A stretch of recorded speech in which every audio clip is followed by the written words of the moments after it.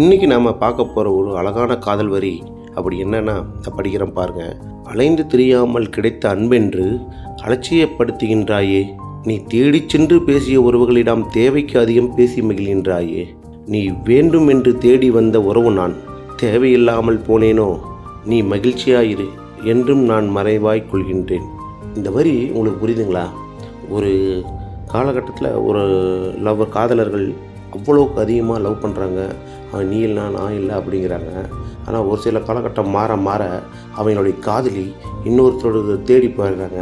ஆனால் இவன் என்ன சொல்கிறான், உனக்காகவே நான் வந்தேன், உனக்காகவே நான் கடைசி வரைக்கும் இருப்பேன், எங்கிருந்தாலும் நீ நல்லா ஏறி அப்படின்னு சொல்லி இவன் தூரமாக இருந்து வாழ்த்திட்டு போயிடுறான். அவளை எப்போதுமே தூரமாக இருந்து பார்த்து ரசிக்கின்றான்.